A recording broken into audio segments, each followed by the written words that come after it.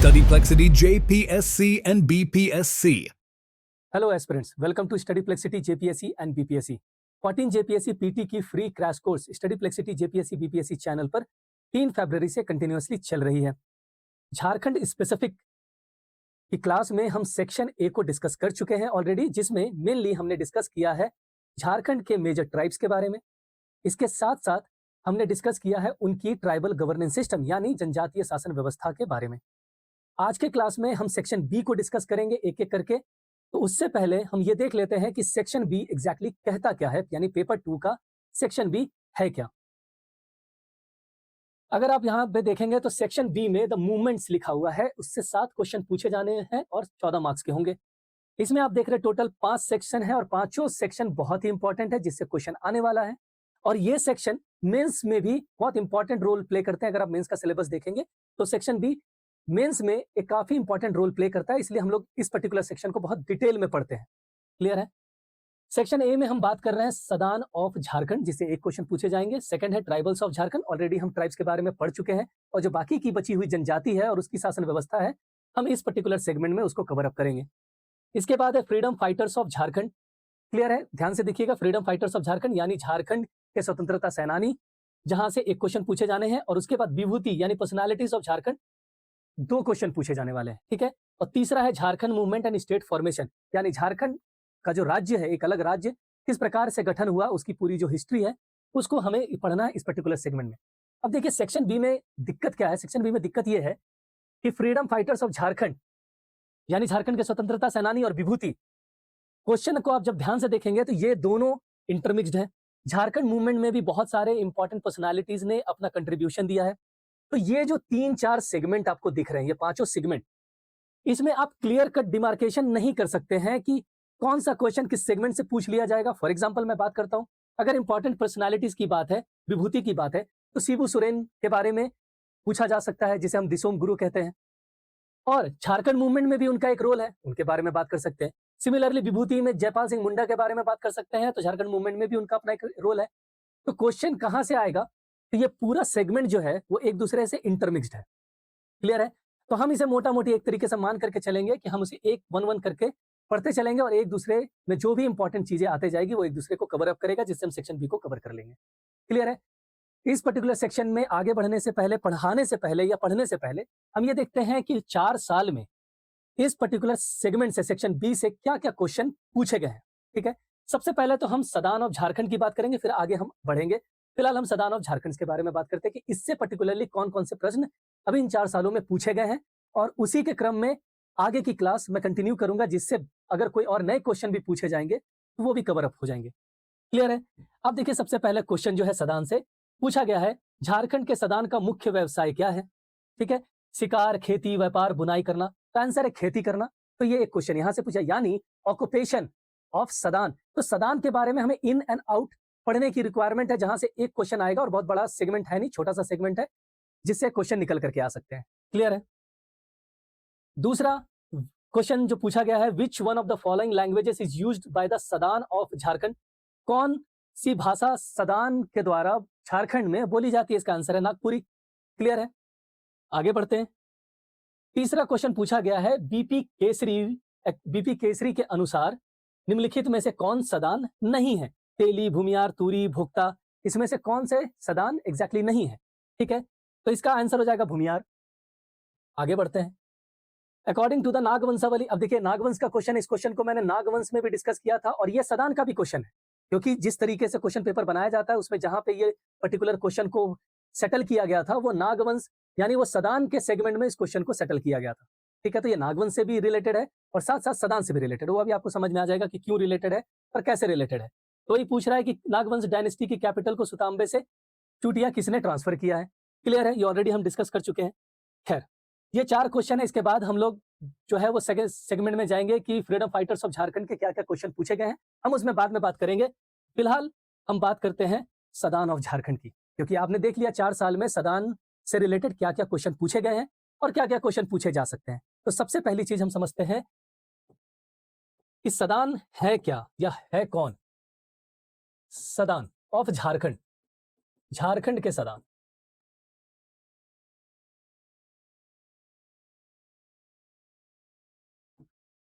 ठीक है, इसको समझने के लिए थोड़ा हमें इतिहास में जाना पड़ेगा, तभी आपको क्लियरली समझ में आएगा। देखिए, झारखंड का जो इतिहास है वो बहुत लंबा इतिहास है। अगर आप जब इसकी आप पूरी जेपीएससी की कोर्स खरीदेंगे जो फुल फ्लेजेड कोर्स है, उसमें झारखंड की हिस्ट्री बहुत ही डिटेल्ड वे में कवर की जाती है from starting to end. Clear है? यानी जैसे हम इंडियन हिस्ट्री को पढ़ते हैं उसी तरीके से हम झारखंड की भी हिस्ट्री वहीं से पढ़ते हैं। स्टोन एज से लेकर के हम आगे पढ़ते चले जाते हैं, कब तक? जब तक झारखंड बन गया है तब तक उसे हम पूरे झारखंड की हिस्ट्री में कवर करते हैं। तो डिटेल में हम बात करेंगे। खैर, तो यहाँ पे पॉइंट क्या है नटशेल में कि झारखंड की अपनी एक बहुत लंबी चौड़ी इतिहास रही है। क्लियर है?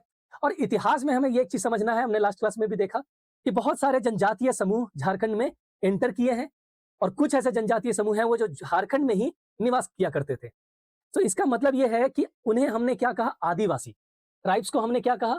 ट्राइब्स। तो ये जो जनजाति है, ये शब्द ट्राइब, ये बहुत बाद में आया है। अंग्रेजों ने ट्राइब टर्म क्वाइन किया और ट्राइब बताया है। क्लियर है? उससे पहले हम क्या कह रहे हैं? आदिवासी।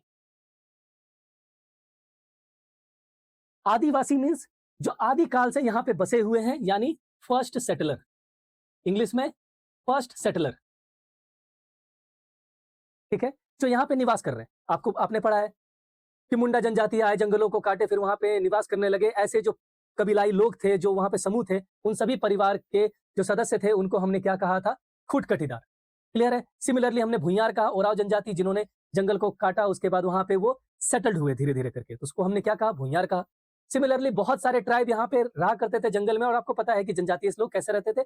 एक जगह से दूसरे जगह घूमते रहते थे, हंटिंग गैदरिंग करते थे, भटकते रहते थे। नोमैडिक ट्राइब होते थे ये लोग मेनली। फिर धीरे धीरे करके ये सेटल होने लगे एक पर्टिकुलर जगह पे, और फिर वहां से ही इनकी जो ट्राइब है वो धीरे धीरे करके बड़ी हुई। ये हम लोग पढ़ चुके हैं। ठीक है, सिमिलरली जनजातियों के अलावा और भी बहुत सारे लोग झारखंड में आए होंगे, अलग अलग क्षेत्रों से, भारत के बाहर से भी और भारत के अंदर से भी आए होंगे, जिसके बारे में हमें जानना जरूरी है। और जो बाद में नहीं आए हैं, बहुत पहले आए हैं, इवन कुछ जनजातीय समूह से भी पहले आए हैं। तो ऐसे बहुत सारे लोग आए हैं। तो इन सब लोगों को हम क्या कहते हैं? इन सब लोगों को हम कहते हैं सदान। क्लियर है? यानी सदान भी कहीं ना कहीं आदिवासी ही हैं। क्यों? क्योंकि ये लोग भी यहां पे बहुत समय पहले से आए हैं और निवास किए हैं। क्लियर है? हम समझते हैं कि आखिर ये टर्म सदान ये कैसे जन्म लिया, कैसे कॉइन हो गया, और ये कौन है ये लोग? क्लियर है? अगर हम एंथ्रोपोलॉजिस्ट की बात करें, हिस्टोरियंस की बात करें और रिसर्चर्स की बात करें, तो उनके अकॉर्डिंग जो एक टाइमलाइन बताया जा रहा है कि जो सदान है झारखंड में, वो लगभग पहली शताब्दी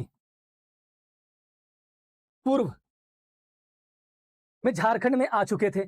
कुछ लोगों का कहना है कि दूसरी शताब्दी पूर्व से आ चुके थे, यानी first century BC.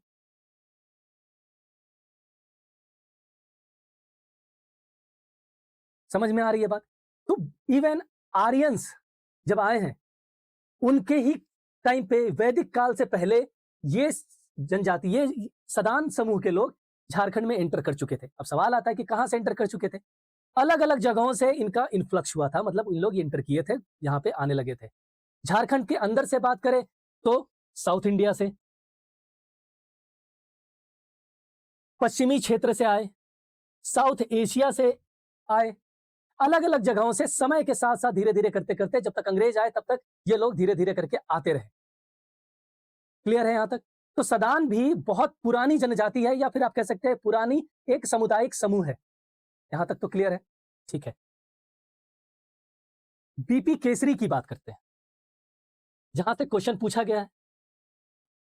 BP Kesari के अनुसार सदान समूह के लोग जो हैं वो अर्ली वैदिक पीरियड के लोग हैं, यानी वैदिक काल से पहले के लोग हैं। किसके अनुसार? बीपी केसरी के अनुसार। और इस चीज का जिक्र बीपी केसरी ने कहा है किस बुक में? कल्चरल झारखंड में। यहां से भी यह भी क्वेश्चन आ सकता है, कल्चरल झारखंड।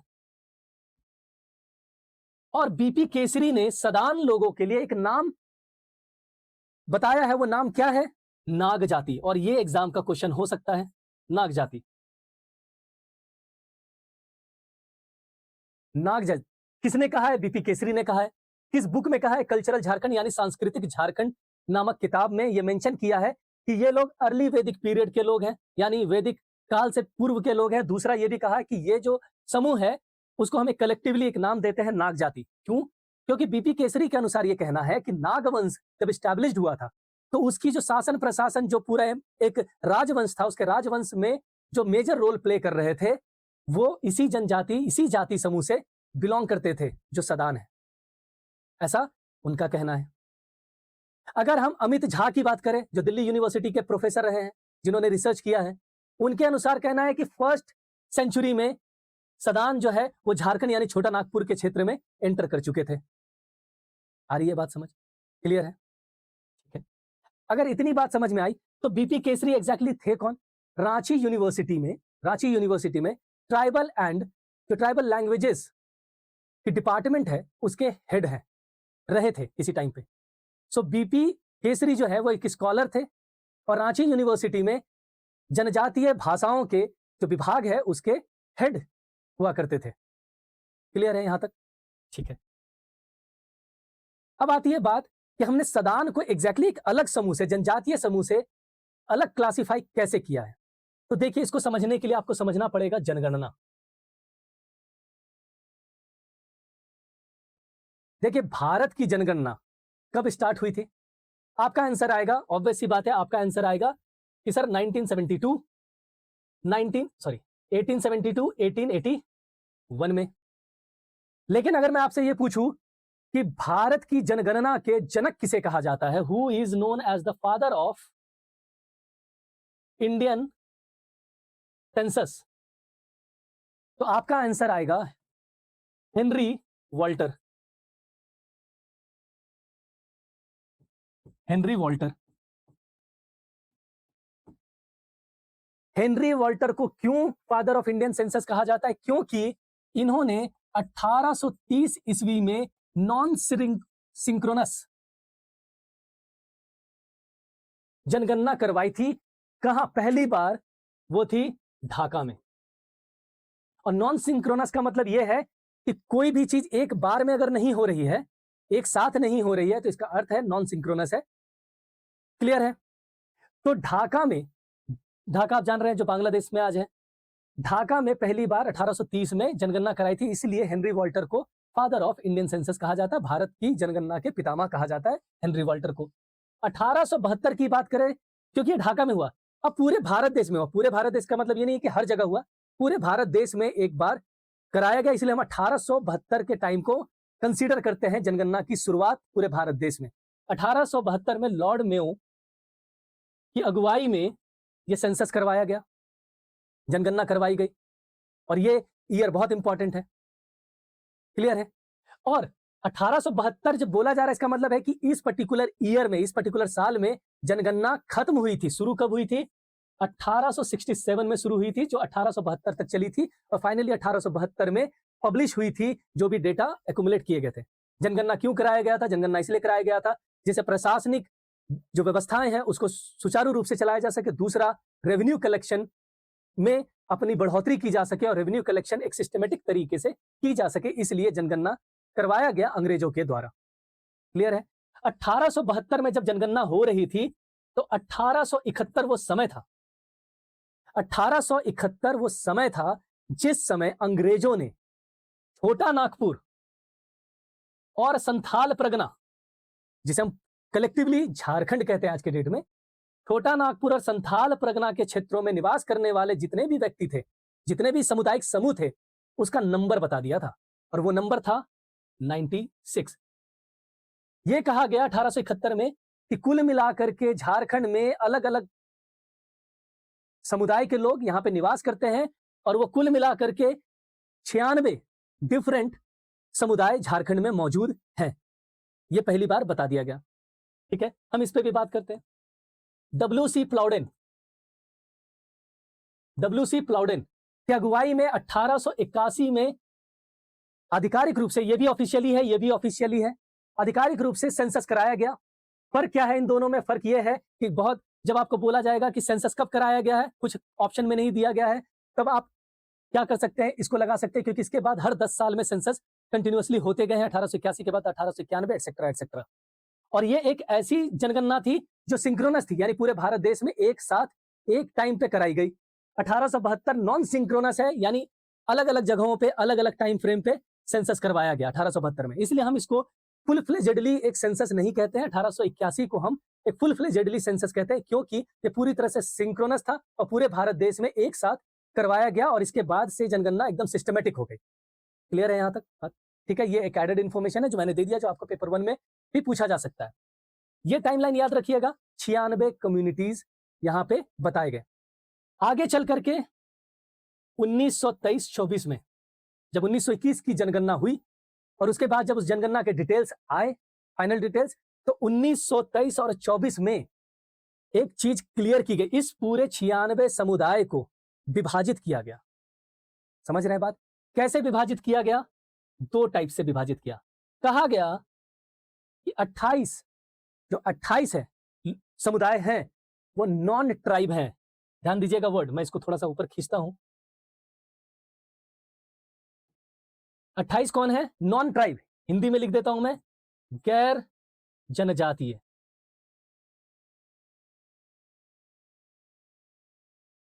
क्लियर है? Non tribe, anti.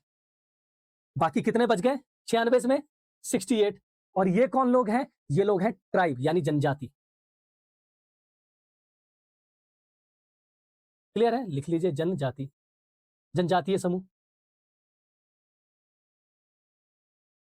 ये बताया गया। इसके साथ साथ इसी टाइम पे इस 68 ट्राइब को, ये क्या है? नॉन, गैर जनजाति, तो जनजातीय समूह का हिस्सा नहीं है। और ये कौन है? 68 जनजातीय समूह। अब देखिए, ब्रिटिशर्स का खेला, और हम लोग बस ब्रिटिशर्स के ही जो सिखाए हुए चीजें हैं उसी पे चल रहे हैं, हम आगे बात करेंगे इस पे। इस पर्टिकुलर 68 ट्राइब को, यानी 68 जनजातियों को भी 2 हिस्सों में विभाजित कर दिया गया। कैसे? 30 को बोला गया प्रिमिटिव ट्राइब, शॉर्ट में मैं लिख रहा हूं पीटी, प्रिमिटिव ट्राइब यानी आदिम जनजाति। आज क्या आदिम जनजाति आपको पता है अभी कितना है? 8। किस सेंसस से? 2011 के सेंसस से, यानी जनगणना से। लेकिन 1923-24 में क्या बताया गया? 30 प्रिमिटिव आदिम जनजाति है, आदिम जनजातीय समूह है। क्लियर है? और 38 एनपीटी है, यानी गैर आदिम जनजातीय समूह, गैर आदिम जनजातीय समूह। आपको कुछ कुछ समझ में आ रहा होगा क्या आखिर चल क्या रहा है?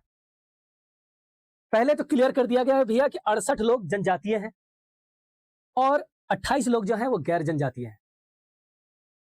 ठीक है, अब इसमें भी क्या किया गया? इसको भी बाइफर्केट कर दिया गया। क्यों किया गया? देखिए, जब तक चीजें विभाजित रहेगी तब तक लोग उसका बेनिफिट लेते रहेंगे, चाहे उस समय की सरकार हो या आज की सरकार हो, जो भी हो। आपने अभी रिसेंटली यूजीसी का देखा होगा, रेगुलेशन आया और एक विवाद खड़ा हो गया। एससी, एसटी, ओबीसी और जनरल कैटेगरी के लोगों में एक विध्वंस हो गया।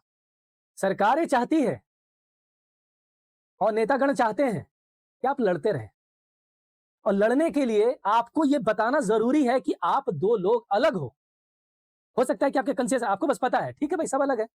अगर अलग की बात कीजिएगा आप, तो आप इतनी सी बात समझ लीजिए कि शकल, सूरत, चेहरे और दिमाग से आप और हम दोनों अलग हैं। लड़ने के लिए इतना ही काफी है। और जब जब लड़ाई होगी, बेनिफिट किसी थर्ड पार्टी को ही होगा। समझ में आ रही है बात? अब सवाल है कि क्यों लड़ रहे हैं? लड़ाई सॉल्यूशन नहीं है। सॉल्यूशन क्या है? सॉल्यूशन है अपनी बातों को संवैधानिक पूर्वक रखना, लड़ना नहीं। समझ रहे हैं आप? क्योंकि लड़ाई जब होगी तो थर्ड पार्टी ही बेनिफिटेड होगा। जब अपनी बात को, अपने अधिकार को, आप उसकी मांग को जब खड़े होकर के, सशक्त होकर के रखते हैं सरकार के समक्ष, किसी के समक्ष, अगर बच्चे हैं तो माता पिता के समक्ष रखते हैं, शांतिपूर्वक तरीके से अपनी बात को रखते हैं, संवैधानिक तरीके से अपनी बात को रखते हैं, तो उसे लड़ाई नहीं कहते हैं, उसको अपने अधिकार की मांग कहते हैं। और उसको साइलेंटली भी अचीव किया जा सकता है, जैसे गांधी जी ने किया था। लेकिन जहां पे भी लड़ाई होना शुरू हो जाए, समझ लीजिएगा एकदम ये रूल है, यूनिवर्सल रूल है, बेनिफिट थर्ड पार्टी को ही होगा, और इसी का नाम दिया है फूट डालो शासन करो। क्लियर है? सो आप समझिए इस बात को। इसलिए लड़ के झारखंड नहीं लेना है, अपने अधिकार को समक्ष रख करके झारखंड लेना था और लिया गया है। ठीक है? सो लड़ाई कराना या लड़ाई की बातें करना इज सुपरफिशियल। क्लियर है? समझिएगा। तो एक बात समझ में आई कि झारखंड में जो लोग रह रहे हैं इस समय तक, इससे पहले तक, ये नॉन ट्राइब कौन लोग हैं? ये लोग आउटसाइडर्स हैं जो आए, अंग्रेजों के साथ मिले, जमींदार वर्ग के लोग, महाजन लोग, ये लोग हैं, पार्टिसिपेट किए, जिससे बेनिफिट हुआ। और जो ट्राइबल रिवोल्ट्स हुआ वो मेनली इस दिस वर्सेस दिस था, इसके और इसके खिलाफ, और इनके सपोर्ट में खड़े थे ब्रिटिशर्स, यानी उनके खिलाफ। आ रही है बात समझ? मगर समझ में आया कि अगर इन जनजातियों को ही लड़ा दिया जाए, आपस में एक डिवीजन क्रिएट कर दिया जाए, तो यह लड़ाई बहुत लंबा समय तक चलेगा, और जो जो सरकार में बाद में आते जाएंगे इसी लड़ाई का बेनिफिट लिया जाएगा। ठीक है? तो क्या थी लड़ाई? यह जो 30 ट्राइब है, जिसको प्रिमिटिव आदिम जनजाति बोला गया है, और इसे गैर आदिम जनजाति बोला गया, जबकि जनजाति ही है अंग्रेजों के हिसाब से। ये दोनों को बाइफरकेट कर दिया सो दैट कि ये दोनों आपस में एक दूसरे को अलग रूप से देखना शुरू कर दें। और संविधान जब बना तो यही 30 जनजाति जो है, यही 30 जनजाति को जगह मिलती है कहां? हमारे संविधान के अंदर, कॉन्स्टिट्यूशन के अंदर। कॉन्स्टिट्यूशन के अंदर किस वे में इनको मिलती है जगह? शेड्यूल्ड ट्राइब के रूप में मिलती है, यानी अनुसूचित जनजाति के रूप में मिलती है। तो इनको क्या मिला? इनको भी मिला, ये बने शेड्यूल कास्ट यानी अनुसूचित जाति, और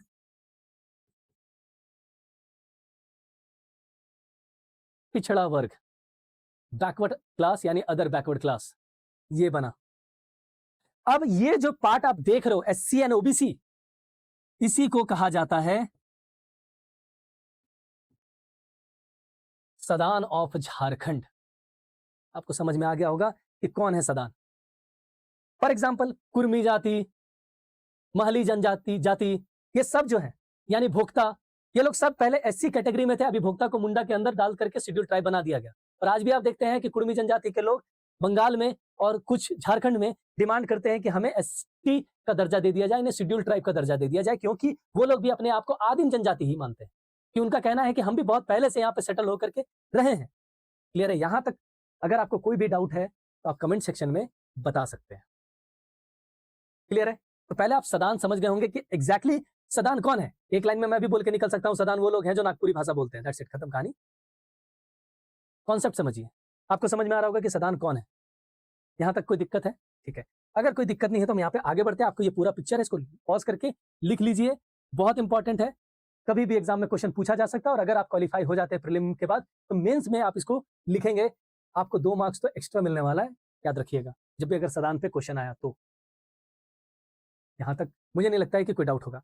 अब बात करते हैं सदान की। तो देखिए, सदान को ईटी डाल्टन, कर्नल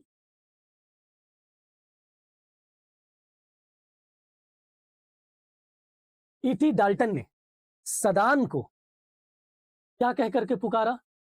उन्होंने कहा कि सदान जो है बेसिकली वो व्यक्ति हैं जो शुद्ध है। क्लियर है? या फिर सुधान, सुधान है यानी प्योर। ठीक है,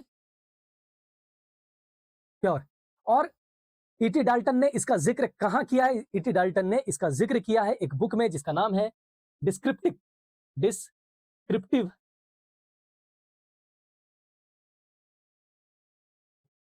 descriptive ethnology of Bengal.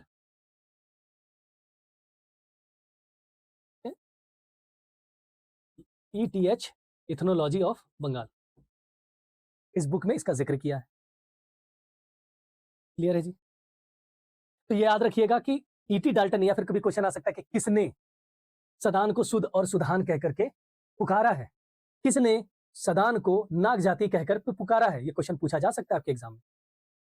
Clear है जी? कोई दिक्कत यहां तक तो आप समझिए। ठीक है, इसके साथ साथ सदान वो व्यक्ति हैं जो एक मिक्स्ड टाइप से उनकी बोली है, भाषा है। कौन कौन सी भाषाएं बोलते हैं? तो 4 भाषाएं ये लोग बोलते हैं कुल मिलाकर के।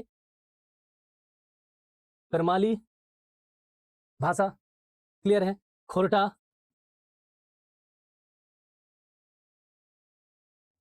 खोरटा, नागपुरी, और जिससे क्वेश्चन पूछा जा चुका है, नागपुरी और पंच प्रगनिया। ये 4 भाषा बोलते हैं, याद रखिए कल के डेट में आराम से ये क्वेश्चन पूछा जा सकता है कि कौन सी भाषा है जो सदान लोग नहीं बोलते हैं। और ये जो भाषा है बेसिकली वो किस भाषाई समूह से बिलोंग करती है? तो इंडो आर्यन, इंडो आर्यन भाषाई समूह से, और स्पेसिफिकली पूछा जाए तो बिहार इंडो आर्यन समूह से ये भाषाएं बिलोंग करते हैं और सदान जनजाति के लोग इस भाषा का प्रयोग करते हैं। नस्ल की अगर बात करी जाए, रेशियल ग्रुप की बात की जाए, तो सदान जनजाति के लोग जो है वो मिक्स्ड रेशियल ग्रुप है, जिसमें द्रविड़न, ठीक है, बिहारी, आर्यन, ये सब कुछ मिक्स्ड अप है। अलग अलग टाइप के लोग यहाँ पे रहते हैं जो इस तरीके इन भाषाओं का प्रयोग करते हैं। यहां तक क्लियर है? और ये कौन सी भाषाई समूह है? दैट इज इंडो आर्यन भाषाई समूह का प्रयोग करते हैं।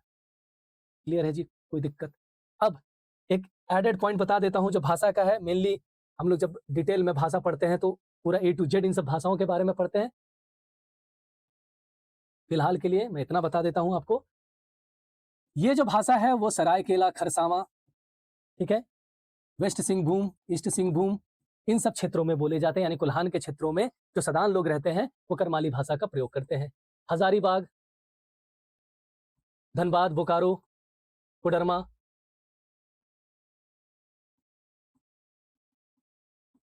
इन सब जगहों में खोटा बोली जाती है।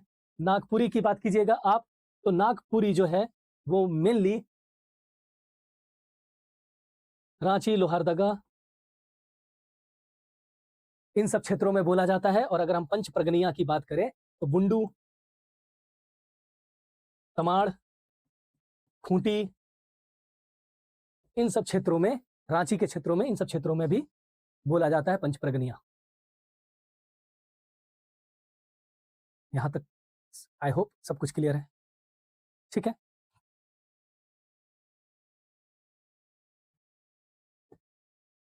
अगर हम सदान की बात करें तो देखिए सदान और जो बाकी के जनजाति लोग हैं वो लोग एक प्रकार की रिलेशनशिप में रहते हैं जिसे कहा जाता है सिम्बायोटिक।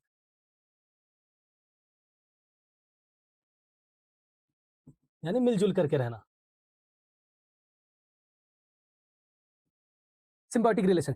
इन दोनों के बीच में कोई दुश्मनी नहीं। अंग्रेजों ने बहुत कोशिश की और उसमें बहुत कामयाब भी हुए वो अंग्रेज, क्योंकि ऑब्वियस सी बात है, डिवाइड किया जाएगा, कामयाबी मिलेगी, ठीक है? और आज तक लड़ाइयां चल रही है, वो चलते रहेगी, ठीक है? जब तक डिवीजन है लड़ाइयां होती रहेगी, कोई बहुत बड़ी बात नहीं। चाहे विचारों में डिवीजन हो या किसी चीजों में डिवीजन हो, लड़ाइयां होगी, लेकिन लड़ाई करना नहीं होता है, ठीक है? सिम्बायोटिक रिलेशन है। और आप देखेंगे कि जितने भी विद्रोह हुए हैं, एक्सेप्शंस को, कुछ एक्सेप्शंस को छोड़ करके जितने भी विद्रोह हुए हैं, सदान और जो जनजातीय समूह है यानी ट्राइबल्स है, ये दोनों मिल करके अंग्रेजों से, महाजनों से लड़ाई लड़े हैं। इसके साथ साथ अगर हम बात करें, इनका रिलेशनशिप ऐसा था कि जितनी भी राजवंश थी उसकी शासन प्रशासन में यही सदान लोग पार्टिसिपेट करते थे। फॉर एग्जाम्पल आपको पढ़ाया गया है मुंडा जनजाति की जो शासन व्यवस्था थी, ओरांव जनजाति की जो शासन व्यवस्था थी, उसमें आपने पढ़ा है कार्तो, लाल, पांडे, ये सब आपने पढ़ा है। ये सब कोई और नहीं थे, ये सदान ही के ही लोग थे। क्लियर है जी? और सदान लोग में बहुत इंपॉर्टेंट पर्सनालिटीज भी हुए, रघुनाथ महतो, विनोद बिहारी महतो। क्लियर है? तो ये सब बहुत इंपॉर्टेंट जो लीडर्स हुए फ्रीडम फाइटर्स में, वो लोग सब सदान से ही बिलोंग करते थे। इसके साथ साथ राजेंद्र प्रसाद की बात करें, और एग्जाम में पूछा जा सकता है, राजेंद्र प्रसाद मूलवासी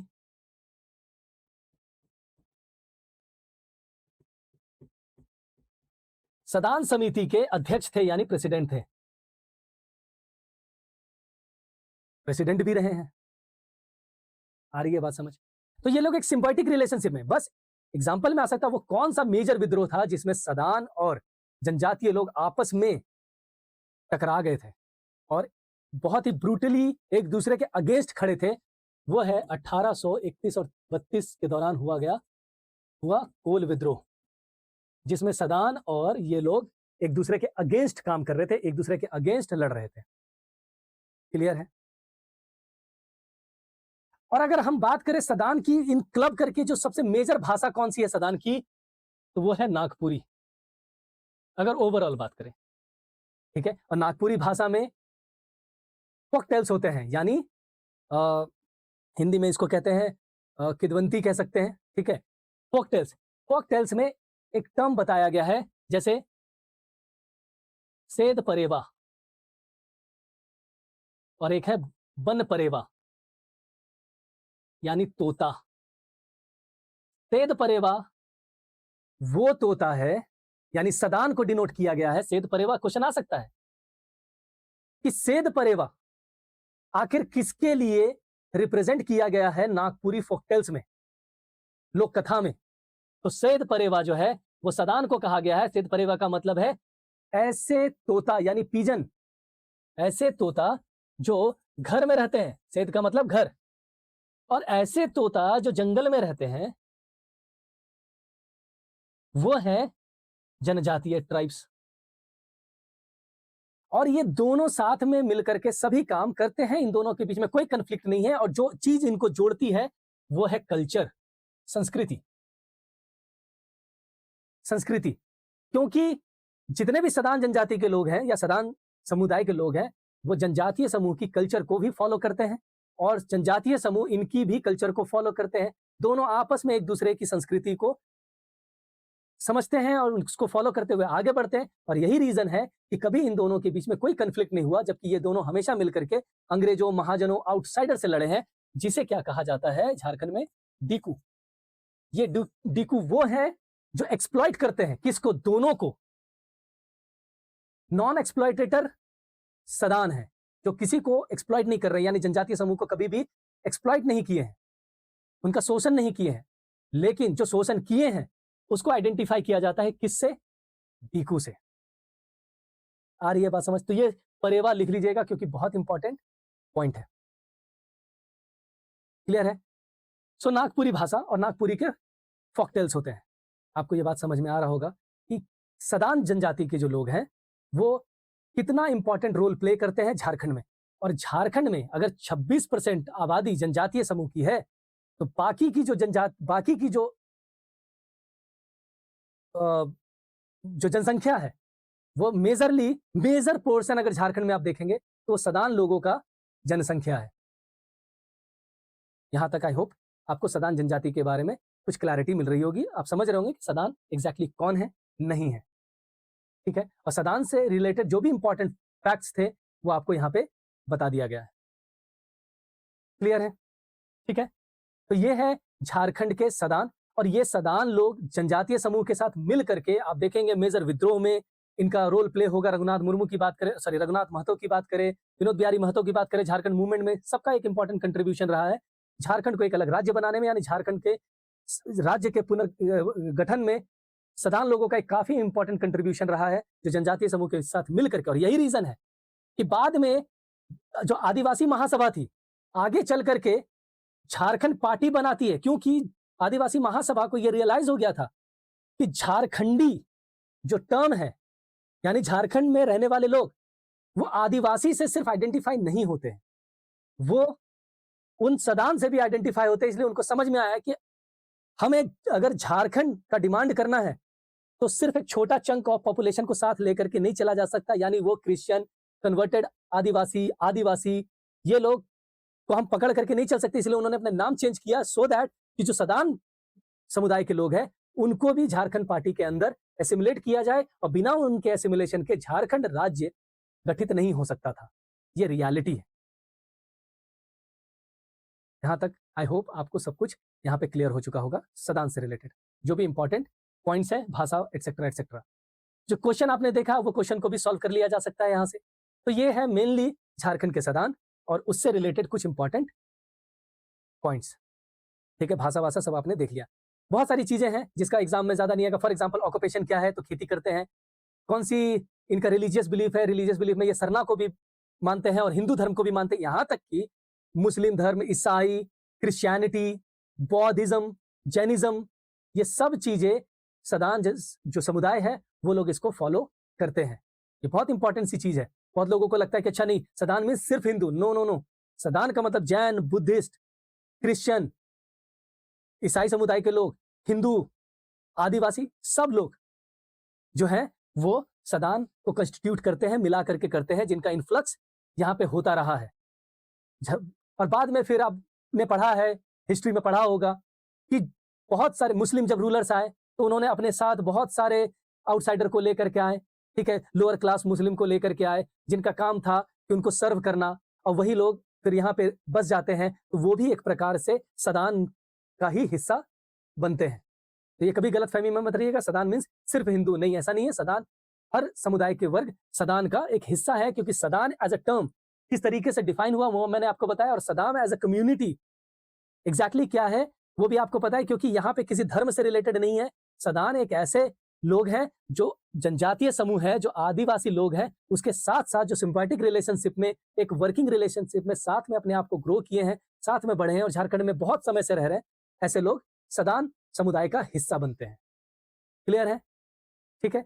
इसके अलावा अगर आपका कोई भी डाउट हो तो आप कमेंट सेक्शन में बता दीजिएगा।